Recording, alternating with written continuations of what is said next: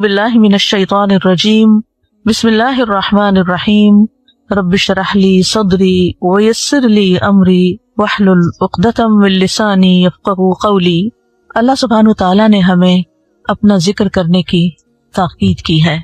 या अय्युहल्लज़ीना आमनू उज़्कुरुल्लाह ज़िक्रन कसीरा वसब्बिहूहु बुक्रतन व असीला। तो हमारे लिए लाजिम है कि हम उस अमल की तरफ तवज्जो करें हर हाल में, चाहे नमाज में हो, चाहे नमाज के बाद हो या दीगर औकात में, जो अल्लाह ताला को बेहद पसंद है, और वो है अल्लाह का जिक्र। और कुरान मजीद के बेशतर मकामात पर अल्लाह सुब्हानहु तआला ने इसकी ताकीद की है। इरशाद बारी ताला है सूरत क़ाफ में, बस आप सब्र कीजिए उस पर जो वो कहते हैं, यानी आपके मुखालिफीन, और सूरज के तुलू और गुरूब होने से कबल अपने रब की हम्द के साथ तस्बीह कीजिए, और रात के औकात में और सजदों के बाद भी उसकी तस्बीह कीजिए, यानी नमाज के बाद भी अल्लाह ताला की तस्बीह बयान कीजिए। यहाँ पर जो खिताब है वो नबी सल्लल्लाहु अलैहि वसल्लम से है। फस्बिर अला मा यक़ूलूना, यानी आपके दुश्मन, ये मुशरिकीन आपके खिलाफ जो बातें करते हैं, इनकी बातों पर आप सब्र कीजिए। जो आपको झुटला रहे हैं, जो आपको धमकियां दे रहे हैं, जो आपके खिलाफ साजिशें कर रहे हैं, इसका जवाब आप सब्र के साथ दीजिए। और उसके बरअक्स आप अपना ताल्लुक अल्लाह ताला से ज्यादा मजबूत कर लीजिए। यानी कितनी खूबसूरत तालीम है हमारे दीन की कि जब लोग मुखालफत करें तो बजाय इसके कि उनसे उलझना शुरू कर दें और उनकी बातों का जवाब देने लगे और खुद को डिफेंड करना शुरू कर दें, करने का काम क्या है कि हम अल्लाह की तरफ तवज्जो करें, रग़बत करें, दुआ करें, अल्लाह की तस्बीह बयान करें, उसकी हम्द बयान करें। इसीलिए आगे फरमाया वसब्बिह बिहम्दि रब्बिका, और अपने रब की हम्द के साथ उसकी तस्बीह बयान करें, यानी अल्लाह सुब्हानहु तआला को उन बातों से पाक करार दें जो बातें ये मुशरिकीन अल्लाह सुब्हानहु तआला से मंसूब करते हैं, और उसके साथ साथ अल्लाह सुब्हानहु तआला की शान बुलंद करें, उसकी तारीफ बयान करें, उसकी ऐसी सिफात बयान करें जो उसके शायान शान हैं। और ये नफी और इस्बात दोनों मिलकर अल्लाह के कमाल को साबित करते हैं। और यहाँ तस्बीह से मुराद या तो जाहिरी तस्बीह है, यानी अल्लाह ताला की पाकी बयान करना, या फिर इससे मुराद नमाज है। यानी जब लोगों की बातें तकलीफ दे तो आप अल्लाह से नमाज के जरिए मदद मांगे। फस्तईनु बिस्सब्रि वस्सलात।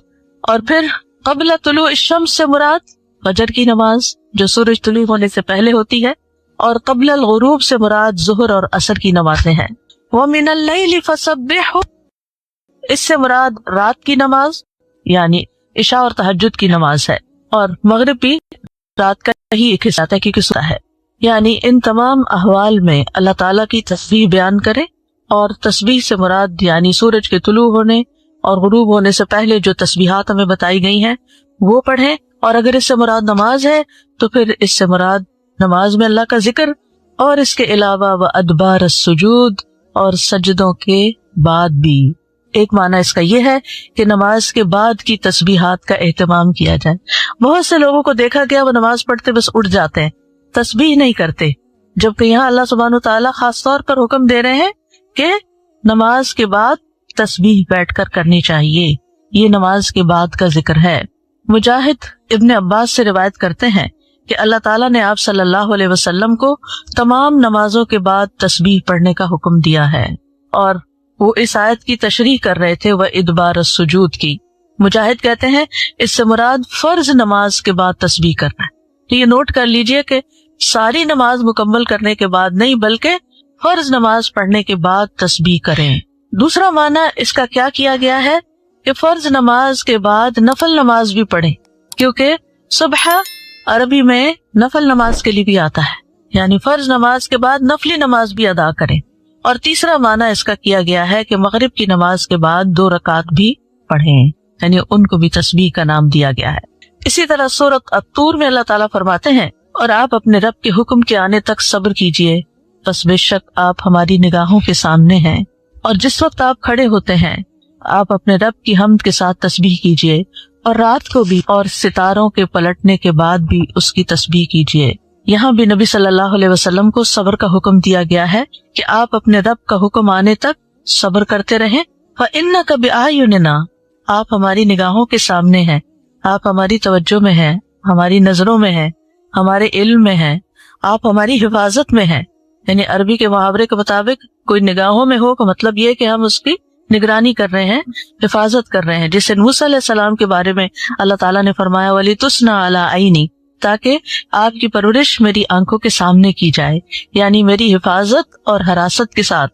اور وَسَبِّحْ بِحَمْدِ رَبِّكَ حِينَ تَقُومُ، اس کا معنی ہے کہ جب آپ مجلس سے اٹھیں تو تسبیح کریں، جب نیند سے اٹھیں تو تسبیح کریں، جب نماز کے لیے اٹھیں تو تسبیح کریں، اور نماز میں بھی تسبیح کریں. اور اسی طرح تسبیح کے دو اور معنی بھی کیے گئے ہیں کہ رکوع اور سجدوں میں تسبیح کریں، اور پھر دعائے استفتاح میں تسبیح کریں. سبحانک اللہم و بحمدک، یہاں بھی تسبیح ہے. تو آپ دیکھ رہے ہیں کہ دن میں کتنی بار اللہ سبحانہ و تعالیٰ کی تسبیح بیان کرتے ہیں. وَمِنَ اللَّيْلِ فَسَبِّحْ، رات میں بھی تسبیح کریں. اور اس سے مراد رات کی نماز، رات کی تسبیح ہے. جیسے بیڈ پہ جاتے ہوئے تسبیحات فاطمہ نبی صلی اللہ علیہ وسلم نے حضرت فاطمہ کو سکھائی تھی تاکہ ان کی تھکاوٹ دور ہو جائے. نماز کے علاوہ بھی تسبیح کرتے رہنا چاہیے. ادبار النجوم کے بھی 3 معنی ہیں. ایک معنی کیا گیا ہے فجر سے پہلے کی 2 رکعتیں پڑھنا. نبی صلی اللہ علیہ وسلم یہ رکعتیں نہ سفر میں چھوڑتے تھے نہ گھر میں، کبھی بھی آپ نے یہ سنت نماز نہیں چھوڑی. اور پھر اسی طرح اس سے مراد فجر کی 2 رکعات بھی لی گئی، اور نماز کے بعد کی تسبیح بھی مراد ہے. ان دونوں آیات سے پتہ چلتا ہے کہ نماز کے بعد بھی ذکر کرنے کی اہمیت اور ضرورت ہے، جس سے بہت سے لوگ غافل ہوتے ہیں. قرآن مجید میں اللہ تعالیٰ فرماتے ہیں فَإِذَا قَضَيْتُمُ الصَّلَاةَ فَاذْكُرُوا اللَّهَ قِيَامًا وَقُعُودًا وَعَلَى جُنُوبِكُمْ، پھر جب تم نماز پوری کر چکو تو اللہ کو کھڑے، بیٹھے اور اپنے پہلوؤں پر لیٹے ہوئے یاد کرو. یعنی بعض اوقات ایسا ہوتا ہے کہ آپ نماز پڑھ لیتے ہیں اور پھر سمجھتے ہیں کہ ہم اللہ کے ذکر سے فارغ ہو گئے اور اب ہم دنیا کے کام میں لگ جائیں. ہاں، دنیا کے کام 2-3 طرح سے ہی ہوتے ہیں. یا کھڑے ہو کے کوئی کام ہو رہا تھا، آپ کچن میں چلے جاتے ہیں، کوکنگ کر رہے ہیں، آپ اپنا ذکر جاری رکھیں. یا پھر آپ بیٹھ گئے ہیں اور بیٹھ کے کوئی کام کر رہے ہیں، تسبیح جاری رکھیں، ذکر جاری رکھیں. اور اسی طرح اگر آپ لیٹ گئے آرام کرنے کے لیے تو بھی ذکر جاری رکھیں. یعنی ہر حال میں اللہ تعالیٰ کا ذکر کرتے رہیں. اسی طرح سورہ جمعہ میں اللہ تعالیٰ فرماتے ہیں فَإِذَا قُضِيَتِ الصَّلَاةُ فَانتَشِرُوا فِي الْأَرْضِ وَابْتَغُوا مِن فَضْلِ اللَّهِ وَاذْكُرُوا اللَّهَ كَثِيرًا لَعَلَّكُمْ تُفْلِحُونَ. پھر جب نماز پوری کر لی جائے تو زمین میں پھیل جاؤ اور اللہ کے فضل سے تلاش کرو، یعنی اپنے دنیا کا کام کاروبار کرو اور اللہ کو بہت یاد کرو. یعنی اپنے بزنس آورز میں بھی، اپنی جاب پر بھی اللہ کو نہیں بھولنا. کیوں؟ لعلکم تفلحون، تاکہ تم فلاح پاؤ، کامیاب ہو جاؤ. تو اصل چیز کیا ہے کہ انسان پوری سچائی کے ساتھ، سنسیئرٹی اور اخلاص کے ساتھ اللہ سبحانہ و تعالیٰ کی طرف متوجہ ہو، اس کی عبادت کرتا رہے، اس کے دین کی طرف لوگوں کو بلاتا رہے.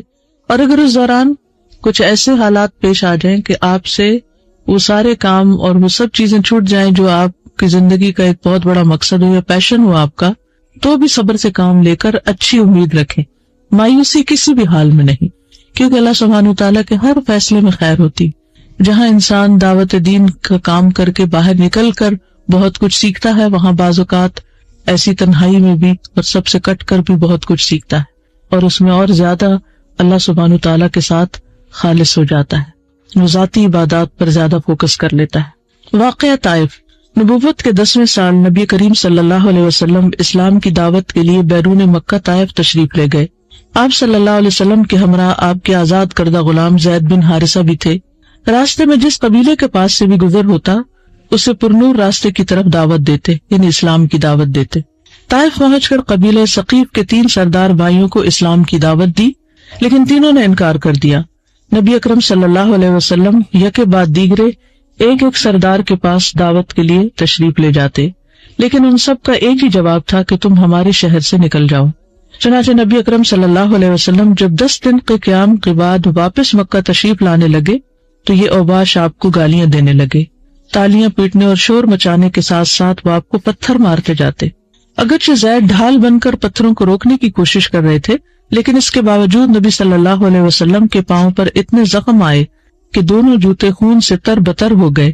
نیز زید رضی اللہ عنہ کے سر پر بھی کئی جگہ چوٹ آئی. بالآخر جب آپ صلی اللہ علیہ وسلم نے مجبور ہو کر بنو ربیہ کے باغ میں پناہ لی تو یہ لوگ واپس چلے گئے.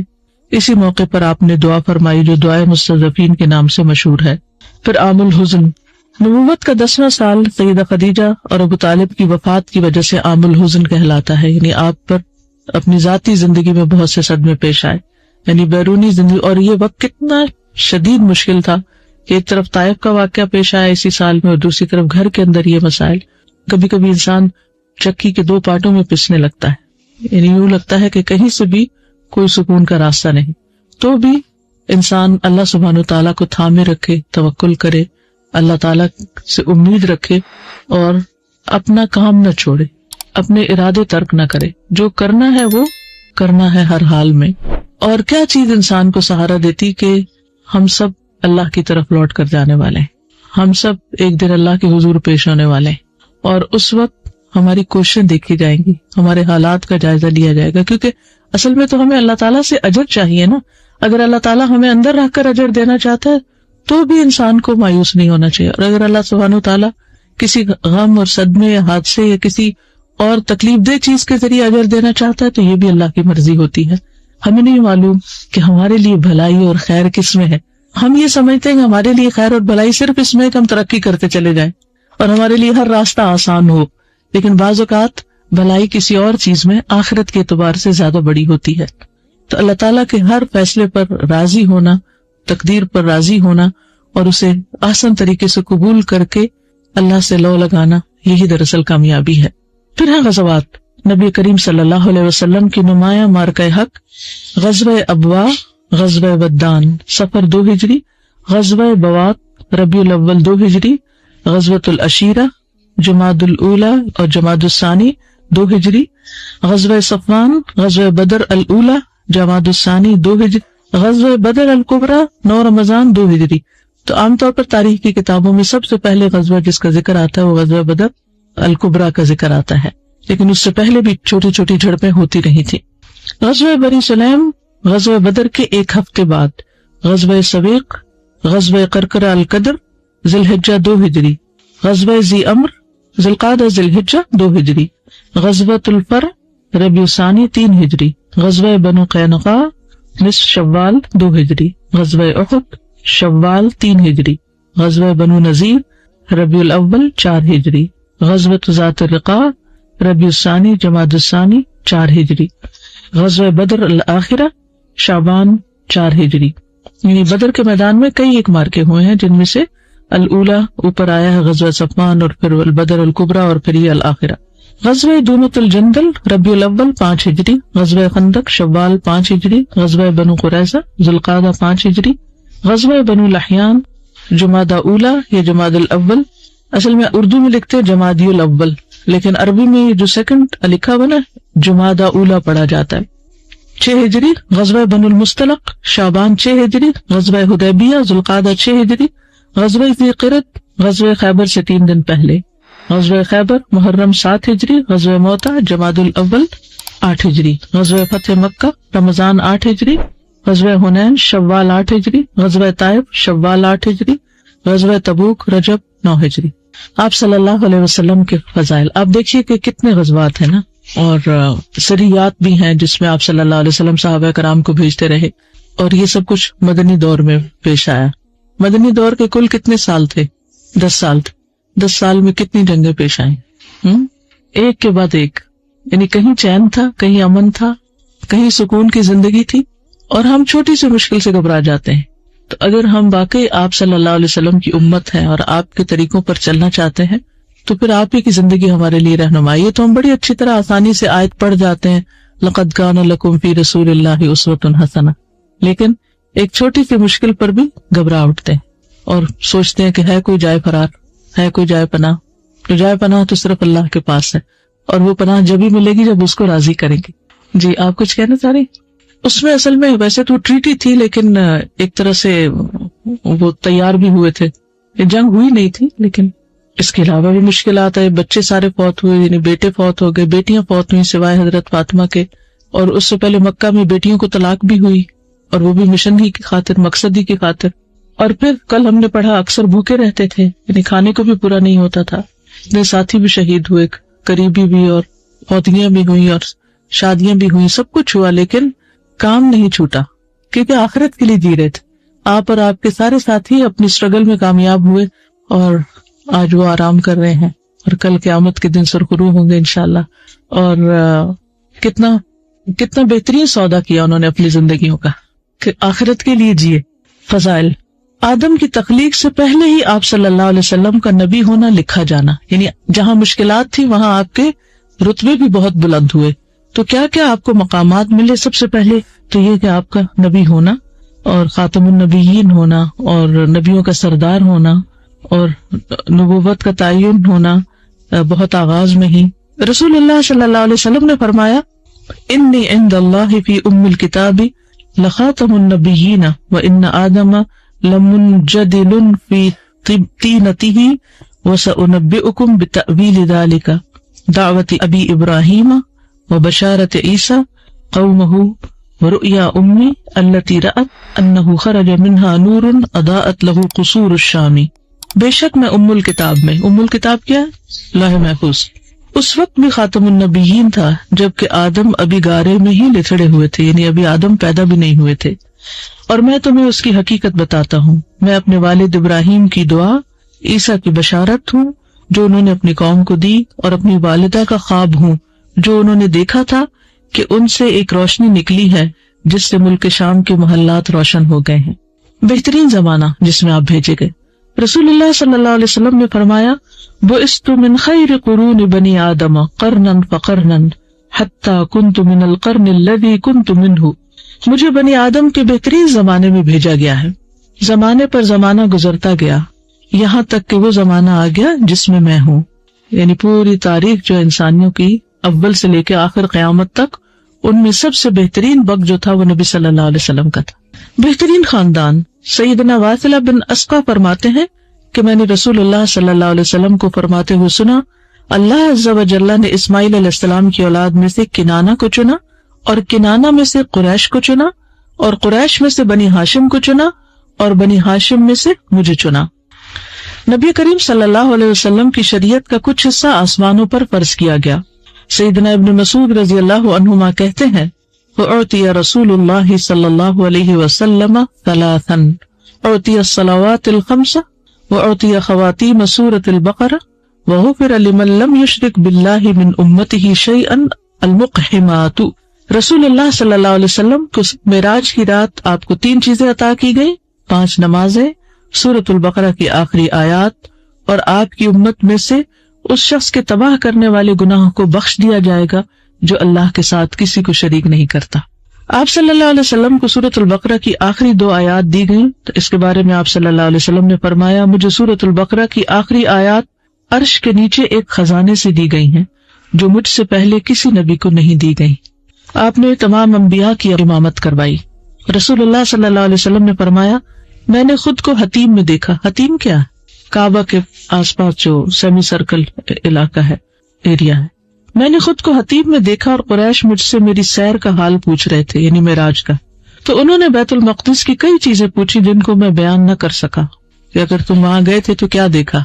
مجھے بڑا رنج ہوا، ایسا رنج کبھی نہیں ہوا تھا، کیونکہ آپ کو یہ نہیں پتا تھا کہ مجھے واپس جا کے اسے ڈسکرائب کرنا ہے، تو آپ نے اس نگاہ سے تو نہیں سب چیزیں دیکھی تھی نا. پھر اللہ نے بیت المقدس کو اٹھا کر میرے سامنے کر دیا اور میں اس کو دیکھنے لگا. اب جو بات وہ پوچھتے تھے میں بتا دیتا. میں نے خود کو انبیاء کی جماعت میں پایا. میں نے دیکھا کہ موسیٰ کھڑے نماز پڑھ رہے ہیں. وہ میانہ تن و توش کے اور گٹھے ہوئے جسم کے شخص ہیں جیسے شنوعہ کے لوگ ہوتے ہیں. ایک قبیلے کی طرف آپ نے ان کی شکل و صورت کی مثال دے کے سمجھایا. اور عیسیٰ علیہ السلام کھڑے نماز پڑھ رہے ہیں.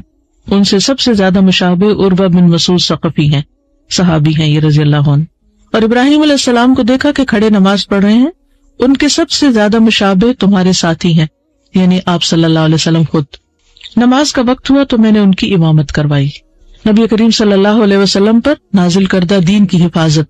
اللہ تعالیٰ کا ارشاد ہے انا نحن نزلنا الذکر وانا لہ لحافظون. اصل میں قرآن مجید کی حفاظت ہونا چاہیے. ہاں بے شک، اور قرآن مجید کے ذریعے پھر دین کی حفاظت ہوئی. بے شک ہم ہی نے اس ذکر یعنی قرآن کو نازل کیا اور یقیناً ہم ہی اس کی حفاظت کرنے والے ہیں. تمام انسانوں کے لیے رسول، یہ آپ کی خاص خصوصیات ہیں. وما ارسلناک الا کافۃ للناس بشیرا ونذیرا. اور ہم نے آپ کو تمام انسانوں کے لیے خوشخبری دینے والا اور خبردار کرنے والا بنا کر بھیجا. رسول اللہ صلی اللہ علیہ وسلم نے فرمایا یا ایھا الناس انما انا رحمت مہدات، اے لوگوں میں مجسم رحمت بن کر آیا ہوں جو ایک ہدیہ ہے، یعنی تمام انسانیت یا تمام مخلوق کے لیے۔ آپ صلی اللہ علیہ وسلم پر ایمان لانا واجب ہے۔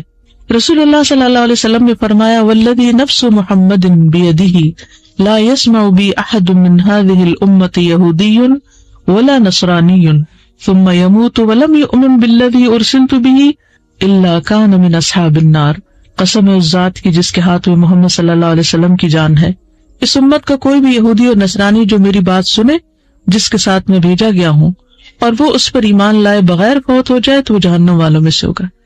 تو یہ پیغام سب تک پہنچانا کتنا ضروری ہے ان سب کے فائدے کے لیے۔ آپ صلی اللہ علیہ وسلم کی بعثت اہل ایمان پر احسان عظیم ہے۔ اللہ تعالیٰ فرماتے ہیں لقد من اللہ علی المؤمنین اذ بعث فیہم رسولا من انفسہم یتلو علیہم آیاتہ ویزکیہم ویعلمہم الکتاب والحکمۃ وَإِن كَانُوا مِن قَبْلُ لَفِي ضَلَالٍ مُبِينٍ، در حقیقت اہل ایمان پر تو اللہ تعالیٰ نے بہت بڑا احسان کیا کہ ان کے درمیان خود انہی میں سے ایک رسول مبعوث فرمایا جو اس کی آیات ان پر پڑھتا ہے اور ان کا تزکیہ کرتا ہے اور ان کو کتاب اور دانائی کی تعلیم دیتا ہے، حالانکہ اس سے پہلے یہ لوگ کھلی گمراہی میں پڑے ہوئے تھے۔ قرآن مجید میں بے شمار نعمتوں کا ذکر کیا گیا ہے، لیکن اس نعمت کو بطور خاص بیان کیا گیا ہے کہ یہ اللہ تعالیٰ کی ایک نعمت ہے۔ بہترین دل کے حامل تھے آپ۔ سیدنا ابن مسعود فرماتے ہیں کہ بے شک اللہ تعالیٰ نے بندوں کے دلوں پر نظر فرمائی تو محمد صلی اللہ علیہ وسلم کے دل کو سب لوگوں کے دلوں سے زیادہ بہتر پایا، تو اللہ تعالیٰ نے انہی کو اپنے لیے منتخب فرما لیا اور انہیں پیغمبری کا شرف عطا کر کے مبعوث فرمایا۔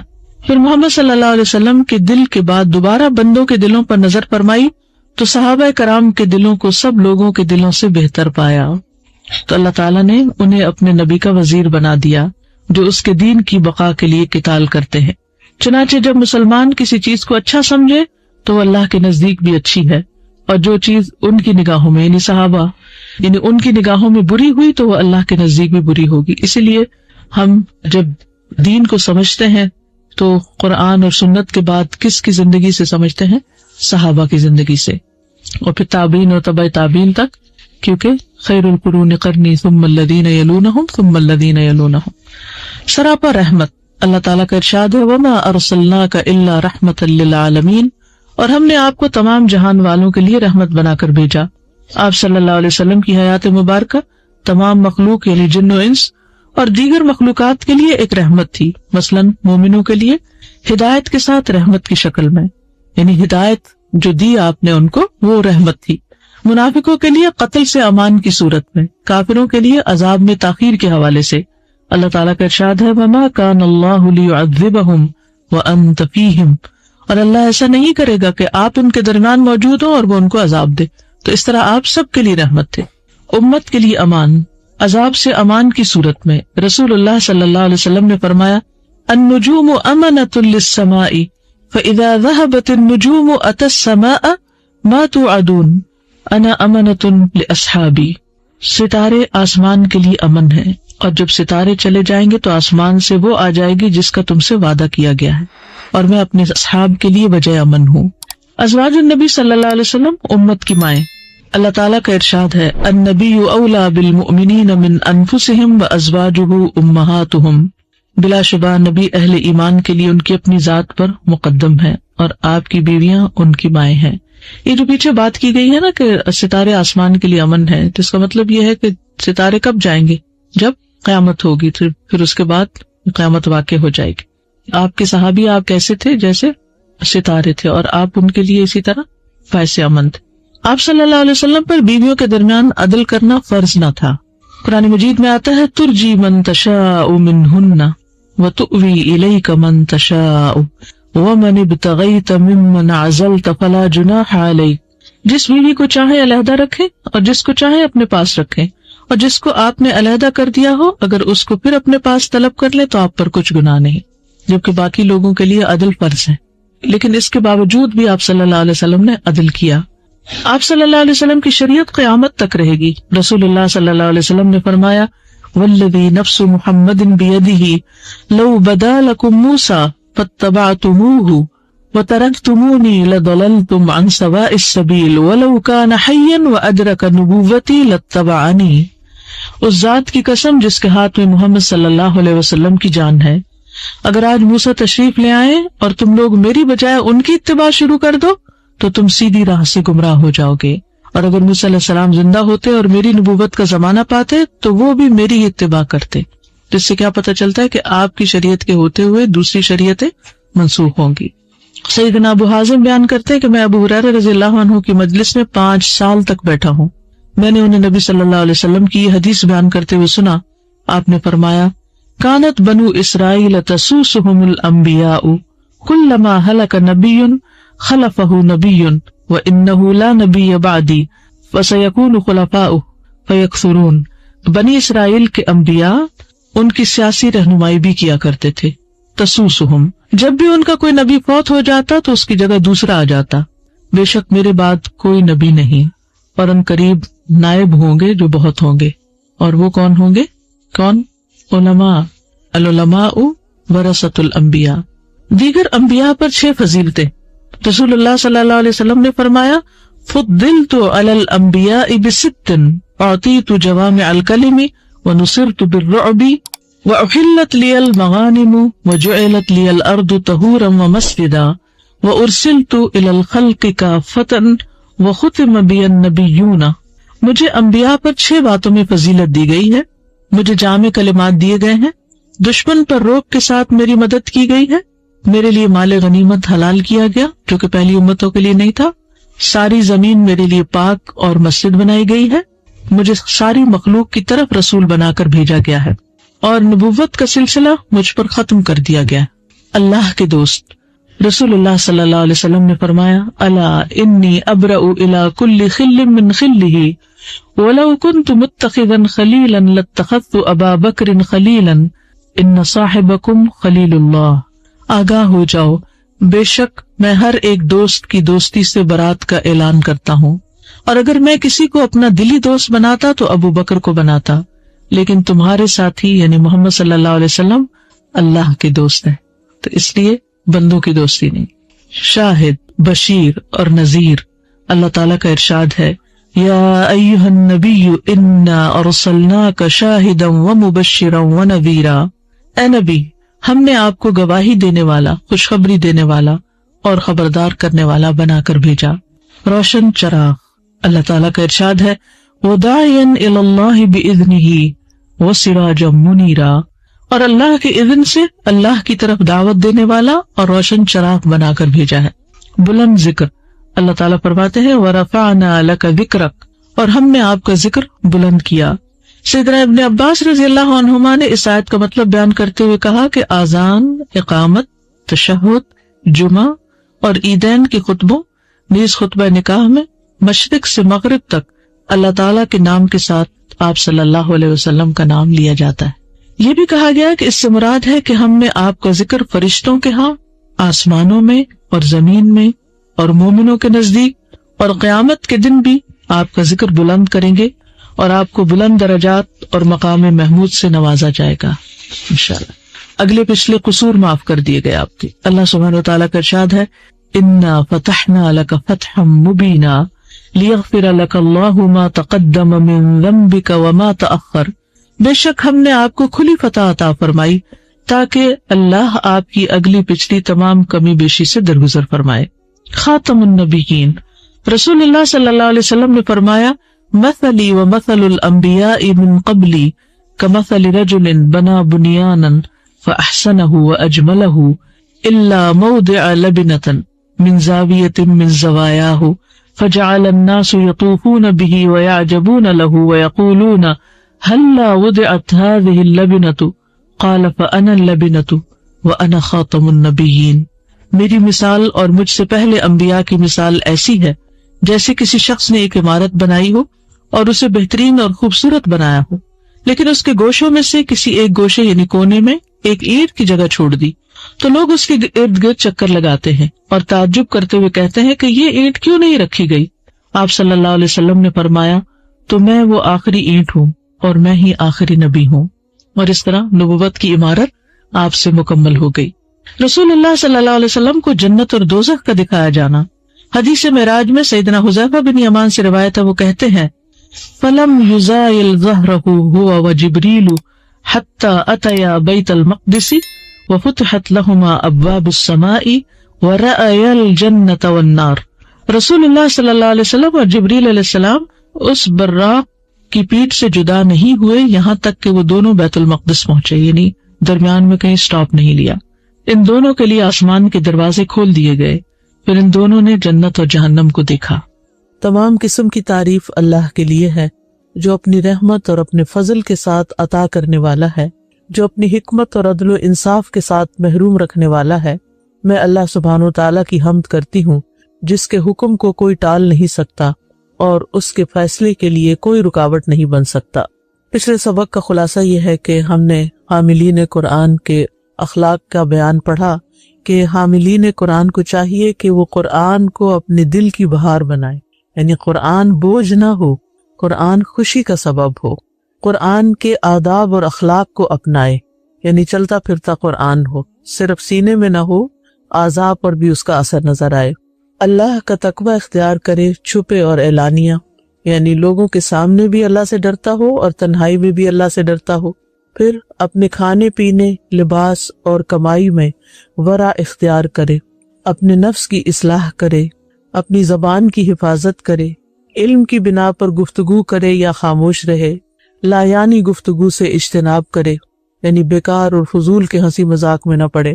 آج ہم پڑھیں گے پیج 26 سے قلیل الضحک فیما یضحک فیہ الناس لسوء عاقبۃ الضحک ان سر بشیء مما یوافق الحق تبسم یکرہ المزاح خوفا من اللعب فان مزح قال حقا باسط الوجہ طیب الکلام.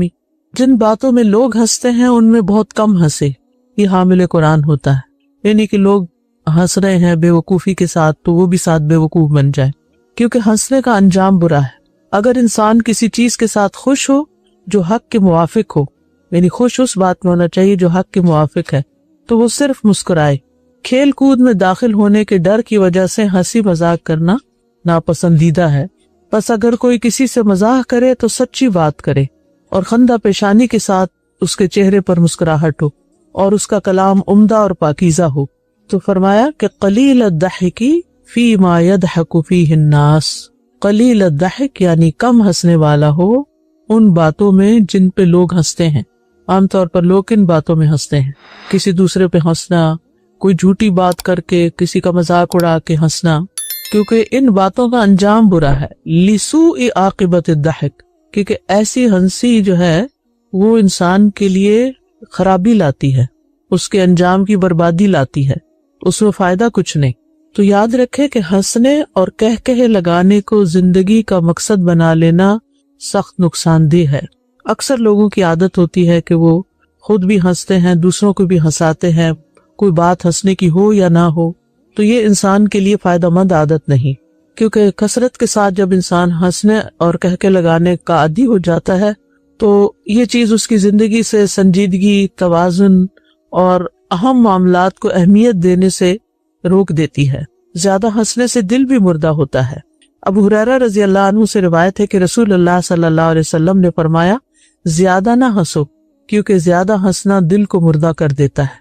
زیادہ ہنسنا دل کو مردہ کر دیتا ہے. پھر کہتے ہیں مؤلف ان سر بشیء مما یوافق الحق تبسم، اگر کسی چیز پر وہ خوش ہوتا ہے جو حق کے موافق ہے تو تبسم کرے، مسکرائے. یعنی مسکرانا پسندیدہ ہے، ہنسنا اور کہکے لگانا نہیں. تو اس سے یہ پتہ چلتا ہے کہ یہاں مصنف جو ہے مما یوافق الحق کی قید اور شرط لگا رہے ہیں. تو اس سے یہ پتہ چلتا ہے کہ جو چیز حق کے مطابق اور موافق نہ ہو اور جس میں اکثر لوگ مبتلا ہو جاتے ہیں، یعنی جھوٹ بول کے اور ہنسی مذاق کے طور پر جھوٹ بولنا اور بعض لوگوں کا مذاق اڑانا اور اس کے علاوہ بھی دیگر غلط باتوں پر ہنستے ہیں، کسی کی کمزوری پر، کسی کی نقل اتار کے، تو یہ حق کے مخالف ہوگا. تو اس کا انکار واجب ہے. یعنی اگر آپ کسی ایسی مجلس میں ہیں جس میں لوگ جھوٹی باتیں کر کے ہنس رہے ہیں تو آپ کو ہنسنا نہیں، کیونکہ آپ ان کے ساتھ شامل ہو جائیں گے اس جھوٹ میں.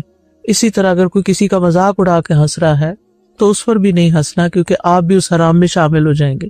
تو جھوٹ اور لوگوں کے مذاق اڑانے والی باتوں پر ہنسنے کی ممانعت ہے۔ اس کے برعکس اگر کوئی بات واقعی آپ کو خوش کر رہی ہے تو اس میں آپ تبسم کریں، کیونکہ مسکرانا صدقہ ہے۔ قال رسول اللہ صلی اللہ علیہ وسلم تبسمک فی وجہ اخیک لک صدقہ۔ رسول اللہ صلی اللہ علیہ وسلم نے فرمایا تمہارا اپنے بھائی کے سامنے مسکرانا بھی صدقہ ہے۔ خود نبی صلی اللہ علیہ وسلم کا طریقہ کیا تھا؟ قال ما كان ضحك رسول اللہ صلی اللہ علیہ وسلم الا تبسما۔ عبداللہ بن حارث رضی اللہ عنہ کہتے ہیں کہ رسول اللہ صلی اللہ علیہ وسلم کی ہنسی صرف مسکراہٹ ہوتی تھی، اور وہ بھی بے مقصد نہیں مسکراتے تھے، بیکار باتوں پر۔ مسند احمد کی روایت میں آتا ہے کان طویل الصمت قلیل الضحک، نبی صلی اللہ علیہ وسلم زیادہ وقت خاموش رہتے اور کم ہنستے تھے۔ وکان اصحابہ یذکرون عندہ الشعر واشیاء من امورہم فیضحکون وربما تبسم۔ البتہ آپ کی موجودگی میں صحابہ اشعار بھی کہہ دیتے تھے اور اپنے معاملات ذکر کر کے ہنستے بھی تھے، اور نبی صلی اللہ علیہ وسلم کبھی کبھار تبسم فرماتے تھے، یعنی آپ ان کی ہر بات میں ہنستے بھی نہیں تھے اور ہر بات میں شریک نہیں ہوتے تھے ہنسی کی، اور تبسم بھی کبھی کبھی فرماتے تھے یعنی ان کی باتوں پر۔ لیکن ویسے آپ صلی اللہ علیہ وسلم بہت زیادہ مسکرانے والے تھے، یعنی لوگوں کو دیکھ کر، لوگوں کے ساتھ ملاقات کے وقت۔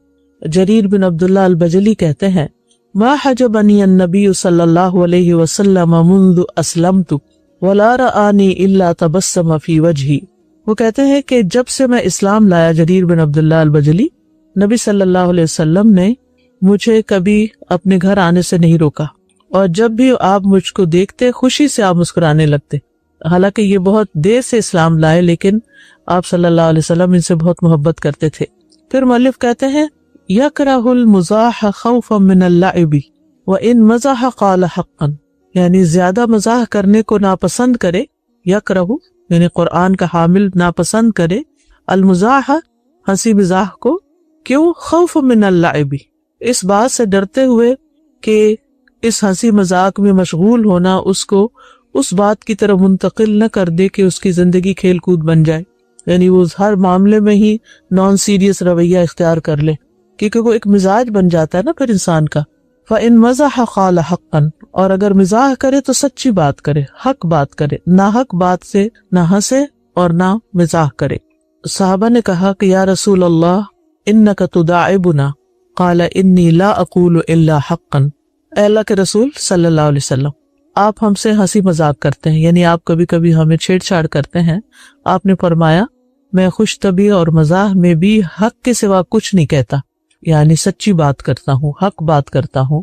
ابو امامہ کہتے ہیں کہ رسول اللہ صلی اللہ علیہ وسلم نے فرمایا میں اس شخص کے لیے جنت میں ایک جانب محل کا ذمہ دار ہوں جو حق پر رہتے ہوئے جھگڑا چھوڑ دے، یعنی اس کا حق بنتا ہے کسی چیز کو لینے کا، لیکن جھگڑے کے ڈر سے وہ پیچھے ہٹ جائے، اور جنت کے درمیان میں ایک محل کا جو مزاح میں بھی جھوٹ چھوڑ دے، اور جنت کی اعلیٰ منازل میں ایک محل کا ذمہ دار ہوں اس شخص کے لیے جو اپنے اخلاق کو عمدہ بنا لے۔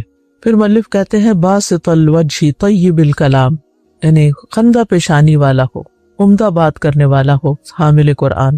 یعنی ہنسی مزاح نہ کرنے کا یہ مطلب نہیں کہ انسان دوسروں سے بگڑے ہوئے چہرے کے ساتھ ملے اور موڈ آف کر لے اور منہ بنا لے، یعنی پھر بھی وہ اپنے بھائیوں سے ملے تو خندہ پیشانی اور کھلے چہرے سے ملے، بگڑے ہوئے چہرے کے ساتھ نہیں، اور جب بھی بات کرے تو اچھی اور پاکیزہ بات کرے، یعنی اس کے منہ سے سچائی، اچھائی اور پاکیزگی کے سوا کلمات نہیں نکلنے چاہیے۔ اور اس میں یہ نہیں کہ صرف باہر والوں کے ساتھ بلکہ اپنے گھر والوں میں بھی۔ تو ابن عمر کہتے ہیں نیکی آسان کام ہے، خندہ پیشانی، مسکراتا ہوا چہرہ اور نرم کلام کرنا ہے۔ یعنی ابن عمر کہتے ہیں کہ یہ نیکی کے کام ہے، کیا؟ خندہ پیشانی، مسکراتا ہوا چہرہ اور نرم کلام کرنا، یہ نیکیاں ہیں۔ پھر اسی طرح ایک اور حدیث میں آتا ہے سنن نبی داؤد کی کہ حشاش بشاش چہرے سے ملنا نیکی ہے۔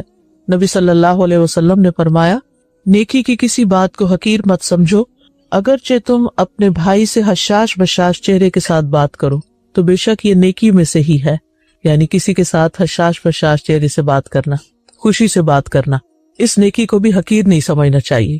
پھر کہتے ہیں کہ لا یمدح نفسہ بما فیہ فکیف بما لیس فیہ یحذر من نفسہ ان تغلبہ علی ما تہوی مما یسخط مولاہ ولا یغتاب احدا ولا يحقر احدا ولا يسب احدا ولا يشمت بمصیبت ولا يبغي على احد. مؤلف کہتے ہیں کہ انسان کے اندر جو صلاحیت ہو اس کے ساتھ اپنی تعریف نہ کرے، یعنی اپنے کمالات بیان نہ کرے. تو یہ کیسے جائز ہے کہ جو بات اس میں نہ ہو وہ اس کے ساتھ اپنی تعریف کرے؟ وہ اپنے نفس سے ڈر محسوس کرے کہ کہیں اس کا نفس جس چیز کو چاہتا ہے وہ اس پہ غالب نہ آ جائے، یعنی خواہشات اس کو مغلوب نہ کر لیں، اور وہ اللہ کو ناراض کرنے والی چیز ہو، یعنی خواہش بھی مذموم ہو. اور کسی کی غیبت نہ کرے، کسی کو حقیر نہ جانے، کسی کو برا بھلا نہ کہے، کسی کی مصیبت پر خوشی کا اظہار نہ کرے، اور کسی پر ظلم و زیادتی نہ کرے. یہ صاحب قرآن کے اخلاق ہیں. اب اس کی شرح کیا ہے؟ لا يمدح نفسه بما فيه فكيف بما ليس فيه. تو حاملین قرآن اپنی صلاحیتوں کی تعریف نہ کریں خواہ وہ ان کے اندر موجود ہیں، اور وہ بات تو بیان ہی نہ کریں جو ان کے اندر ہے ہی نہیں، جو ہے ہی نہیں اس کا ذکر نہ کریں. اور یہ حامل قرآن کی بلند اور اعلیٰ صفات میں سے ہے کہ جو قابلیت اور صلاحیت اس کے اندر ہوتی ہے وہ اس پر اپنی تعریف نہیں کرتا. اور کہاں یہ کہ وہ کسی ایسی چیز کے ساتھ اپنی تعریف کرے جو اس میں ہے ہی نہیں. تو ایسا شخص ہمیشہ اپنے نفس کے خلاف جہاد کرنے والا ہوتا ہے، کیونکہ ان النفس لامارۃ بالسوء، کہ نفس انسان کو برائی پر اکساتا رہتا ہے اور بہت زیادہ اکساتا ہے. پھر یہ ہے کہ اپنے نفس کے معاملے میں خوف زدہ رہنے والا انسان ہوتا ہے، اس پر خوف ہوتا ہے کہ کہیں اس کام پر جو نفس چاہ رہا ہے اس کا نفس غالب نہ آ جائے اور وہ کام اللہ کو ناراض کرنے والا ہو. ولا یغتاب احدا، اور کسی کی غیبت نہیں کرتا. غیبت کیا ہے؟ کہ اپنے بھائی کا پس پشت اس طرح ذکر کرنا کہ جب اس کو معلوم ہو تو اس کو برا لگے. بعض اوقات ہم بات صحیح کر دیتے لیکن ہمارا لہجہ اچھا نہیں ہوتا، یا پھر یہ کہ جو عزت ہم اس کو سامنے دیتے ہیں وہ پیچھے نہیں دے رہے ہوتے. ایسے انداز میں ذکر اپنے کسی بھائی یا بہن کا یا کسی انسان کا کہ جب وہ اسے پتہ چلے تو اس کو اچھا نہ لگے، یعنی کسی کی ذات کے متعلق ایسا تذکرہ کرنا جو اسے ناپسند ہو. امام نووی کہتے ہیں بس غیبت یہ ہے کہ آپ کسی انسان میں موجود ایسی چیز کا ذکر کریں جسے وہ ناپسند کرتا ہو، چاہے وہ اس کے بدن میں ہو یا اس کے دین میں ہو یا اس کی دنیا میں ہو یا اس کے نفس میں ہو یا اس کی تخلیق میں ہو یا اس کے اخلاق میں ہو یا اس کے مال میں ہو یا اس کی اولاد میں ہو یا اس کے والدین میں ہو یا اس کی بیوی میں ہو یا اس کے خادم میں ہو یا اس کے غلام میں ہو یا اس کی پگڑی میں ہو یا اس کے کپڑے میں ہو یا اس کی چال میں ہو یا اس کی حرکت میں ہو یا اس کی کشادہ مسکراہٹ میں ہو یا اس کے گناہ میں ہو یا اس کے غصے میں ہو یا اس کی خوشی میں ہو یا اس کے علاوہ بھی اس سے تعلق رکھنے والی کسی چیز میں ہو. جنہوں تو سب چیزیں ہی گنوا دی، یعنی کسی کی ملکیت میں یا کسی سے متعلق ایسی کسی چیز کے اندر انسان کو اس کی غیر موجودگی میں ایسی بات نہیں کرنی چاہیے کہ اگر وہ سنے تو اس کو برا لگے. اور یہ بھی یاد رکھیے کہ کسی کا حقیقی عیب ذکر کرنا ہی غیبت ہوتا ہے، یعنی وہ چیز جو کسی کے اندر ہے ہی نہیں وہ تو پھر بہتان ہے. معاذ بن جبل کہتے ہیں کہ صحابہ نے رسول اللہ صلی اللہ علیہ وسلم کے پاس ایک آدمی کا ذکر کیا اور انہوں نے کہا کہ جب تک اسے کھلایا نہ جائے وہ کھاتا نہیں، جب تک اسے سوار نہ کیا جائے وہ سوار نہیں ہوتا. تو نبی صلی اللہ علیہ وسلم نے فرمایا تم لوگوں نے اس کی غیبت کی ہے. صحابہ نے کہا اللہ کے رسول صلی اللہ علیہ وسلم جو اس میں ہے وہی ہم نے بیان کیا ہے. آپ نے فرمایا غیبت کے لیے تمہیں یہی کافی ہے کہ تم اپنے بھائی کے اس عیب کا ذکر کرو جو اس میں ہے، یہی تو غیبت ہے. پھر اسی طرح کسی کی نقل اتارنا بھی اس میں شامل ہو جاتا ہے. حضرت عائشہ سے مروی ہے کہ ایک مرتبہ انہوں نے نبی صلی اللہ علیہ وسلم کی موجودگی میں کسی عورت کی نقل اتاری اور اس کے ٹھگنے ہونے یعنی چھوٹے قد کا ہونے کا ذکر کیا تو آپ نے فرمایا تم نے اس کی غیبت کی. اب آپ سوچیں کہ ہم نے ایسی باتیں کر کر کے اپنے اعمال نامے میں کیا کچھ اکٹھا کر رکھا ہے. قرآن مجید سے بھی پتہ چلتا ہے کہ غیبت کرنا مردہ بھائی کا گوشت کھانا ہے، یعنی کتنی مکروہ چیز ہے کہ انسان کسی کا عیب بیان کرے گویا وہ مردہ لاش کھا رہا ہے. اس سے زیادہ مکروہ چیز کیا ہوگی؟ ایسی تشبیہ ہے کہ جس کے بارے میں سوچ کے بھی دل خراب ہو جاتا ہے. اور ہم کتنے مزے سے دوسروں کی باتیں کرتے رہتے ہیں. اور صحابہ کرام جو تھے وہ اس کو حقیقی طور پہ تسلیم کرتے تھے. عبداللہ بن مسعود کہتے ہیں کہ ہم نبی صلی اللہ علیہ وسلم کے ساتھ تھے تو ایک شخص کھڑا ہوا اور چلا گیا، یعنی مجلس میں سے اٹھ کے چلا گیا. تو اس کے جانے کے بعد ایک شخص اس کے بارے میں عیب جوئی کرنے لگا، جیسے عام لوگوں کا حال ہوتا ہے کہ بیٹھ کے باتیں اکٹھے کر رہے ہوتے ہیں، جب کوئی ایک جاتا تو اس کے خلاف بولنے لگتے ہیں. تو نبی صلی اللہ علیہ وسلم نے فرمایا خلال کرو، یعنی دانتوں سے ذرات کو نکالو.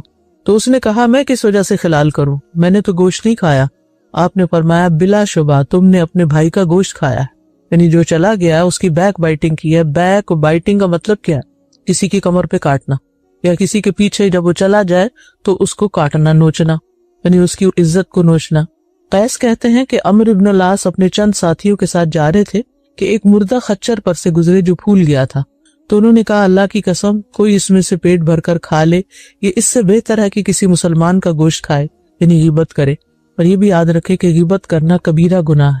حدیث میں آتا ہے، صحیح ترغیب و ترہیب کی حدیث ہے، بے شک کبیرہ گناہوں میں سے آدمی کا مسلمان شخص کی عزت کے بارے میں ناحق زبان درازی کرنا ہے، اور کبیرہ گناہوں میں سے ایک گالی کے بدلے 2 گالیاں دینا ہے. یہ ظلم ہو جاتا ہے. کسی نے ایک بات کہی، آپ اسے 2 سنا رہے ہیں. ولا يحقر احدا، کسی کو حقیر نہ سمجھے، یعنی اس کے مقام کو کم کرنے والا معاملہ نہ کرے، چاہے سامنے چاہے پیچھے. رسول اللہ صلی اللہ علیہ وسلم نے فرمایا، صحیح مسلم کی روایت ہے، کسی آدمی کے برا ہونے کے لیے یہی کافی ہے کہ وہ اپنے مسلمان بھائی کو حقیر سمجھے. اسی طرح یہ تکبر ہوتا ہے کہ انسان دوسروں کے مقابلے میں اپنے آپ کو بڑی چیز سمجھے. الکبر بطر الحق وغمط الناس، تکبر یہ ہے کہ انسان حق بات کو چھپائے اور لوگوں کو حقیر سمجھے. اور یہ تو معلوم ہے سب کو کہ جس کے دل میں رائی کے دانے برابر بھی تکبر ہوگا وہ آدمی جنت میں داخل نہ ہوگا. رسول اللہ صلی اللہ علیہ وسلم نے فرمایا، بے شک اللہ تعالیٰ نے میری طرف وحی فرمائی کہ تم لوگ عاجزی اختیار کرو، یہاں تک کہ کوئی کسی پر فخر نہ کرے اور نہ ہی کوئی کسی پر زیادتی کرے. پھر مؤلف کہتے ہیں ولا یسب احدا، اور کسی کو گالی نہ دے. کیوں؟ اس لیے کہ نبی صلی اللہ علیہ وسلم نے فرمایا کہ مسلمان کو گالی دینا فسق ہے، یعنی نافرمانی کا کام ہے، حرام کام ہے، اور اس سے جنگ کرنا کفر ہے، یعنی اتنا بڑا گناہ ہے. نبی صلی اللہ علیہ وسلم نہ گالی گلوچ کرنے والے، نہ فحش گوئی کرنے والے، اور نہ ہی لعنت کرنے والے تھے. آپ کی زبان سے کبھی ایسے کوئی الفاظ نہیں نکلے تھے. اور گالی گلوچ کرنے والے جو ہیں وہ دراصل شیطان کے بھائی ہیں یا خود شیطان ہی ہیں. ایاز ابن حمار کہتے ہیں کہ رسول اللہ صلی اللہ علیہ وسلم نے فرمایا، بے شک اللہ تعالیٰ نے میری طرف وحی نازل فرمائی ہے کہ تواضع اختیار کرو، نہ کوئی کسی کے خلاف سرکشی کرے، نہ کوئی کسی پر فخر کرے. تو میں نے عرض کیا، اللہ کے رسول، اگر کوئی مجھے ایسے مجمع میں گالی دے جو لوگ حیثیت میں مجھ سے کم ہوں، اس پر میں اسے جواب دوں تو کیا اس پر بھی مجھے گناہ ہوگا؟ آپ نے فرمایا، 2 گالی گلوچ کرنے والے 2 شیطان ہیں، ایک دوسرے کی آبرو ریزی کرتے ہیں. یعنی اگر کوئی آپ کو گالی دے تو بھی آپ نے جواب میں گالی نہیں دینی. ولا یشمت بمصیبت ولا یبغی علی احد، کسی کی مصیبت کو دیکھ کر خوش نہیں ہوتا. الشماتۃ فی المصیبت کا مطلب ہوتا ہے کسی کی مصیبت پر خوشی کا اظہار کرنا، کہ شکر ہے وہ بھی پکڑا گیا، وہ بھی بیمار ہو گیا، یا اس کی مالی یا جانی یا اولاد میں کوئی نقصان ہو گیا. یعنی کسی کی تکلیف دیکھ کر اس کے دل میں خوشی اور مسرت داخل ہو جائے، یہ صاحب قرآن کی حالت نہیں ہوتی. اس کے دل میں پھر قرآن اترا ہی نہیں جو ایسا کام کرے. آپ دیکھیں کہ کتنی دفعہ ایسا ہوتا ہے کہ کوئی شخص ٹھوکر کھا کے گر جاتا ہے، لوگ اس پہ ہنسنا شروع کر دیتے ہیں. کسی کو چوٹ لگ جاتی ہے، حتیٰ کہ میں نے دیکھا ہے کچھ کم عقل لوگ اپنے بچوں کے اوپر بھی ہنس رہے ہوتے ہیں، یعنی اگر ان کو کوئی تکلیف پہنچے تو اس پہ ہنسنا شروع کر دیتے ہیں. تو یہ انتہائی بے وقوفی کی بات ہے کہ کسی کی تکلیف پر انسان ہنسے، بلکہ مصیبت میں مبتلا شخص کے لیے دعا کرنی چاہیے کہ اللہ اس کی مصیبت دور کر دے، اس کی تکلیف کو دور کر دے. پھر ہے ولا يحسده ولا يسيء الظن بأحد إلا بما يستحق، يحسد بعلم ويظن بعلم ويتكلم بما في الإنسان من عيب بعلم ويسكت عن حقيقة ما فيه بعلم. اور نہ وہ حسد کرے اور نہ کسی کے بارے میں بدگمانی کرے مگر جو اس کا حقدار ہو، اور علم پر رشک کرے. جب کوئی گمان کرے تو علم کی بنیاد پر کرے، اور جب کسی انسان کے عیب کے متعلق بات کرے تو علم کی بنا پہ کرے. اگر اس کو اس کی حقیقت کے بارے میں علم ہو پھر بھی خاموش رہے. تو ولا يحسده، حسد نہ کرے. حسد کی تعریف کیا ہے؟ حسد یہ ہے کہ انسان یہ چاہے کہ دوسرے سے اس کی نعمت ختم ہو جائے، اور حاسد جو ہے یہ اللہ کی نعمت کا دشمن. عدو نعمت اللہ علی عبادہ، حاسد کے بارے میں کہا جاتا ہے کہ وہ بندوں پر اللہ کا دشمن ہے، کہ دراصل وہ بندوں کے ساتھ نہیں، اللہ کے ساتھ یا اللہ کی تقسیم پر ناراض ہو رہا ہے. حسد کے 3 درجے ہیں. علماء کہتے ہیں کہ پہلا درجہ یہ ہے کہ کسی مسلمان کو نعمت مل جائے تو وہ اس کو بری لگے، اس کو کیوں ملی. دوسرا درجہ اس بات کی آرزو کرے کہ اس کے بھائی سے وہ نعمت چھن جائے، اور یہ پہلے درجے سے زیادہ سنگین ہے. تیسرا درجہ یہ دونوں سے زیادہ سنگین ہے، اور وہ یہ کہ اس نعمت کے خاتمے کے لیے عملی اقدام کرے، یعنی کچھ کرنا شروع کر دے، کوئی سازشیں کرے، کوئی پلاٹنگ کرے، اور وہ اس کے لیے منصوبے بنائے اور اپنے بھائی کی نعمت ختم کرنے کے لیے سازشیں کرے. یہ انتہا درجے کی برائی ہے. تو حسد کے یہ 3 درجے ناپسندیدہ ہیں. ایک تو یہ کہ صرف دل تک ہوتا ہے، دوسرا یہ کہ اس کی آرزو ہوتی ہے کہ وہ نعمت چلی جائے، تیسرا یہ کہ زبان بھی کھل جاتی ہے اور عملی رویے میں بھی پھر انسان دشمنی شروع کر دیتا ہے۔ تو حسد کے تینوں درجے قابل مذمت ہیں، ہمیں چاہیے کہ ہم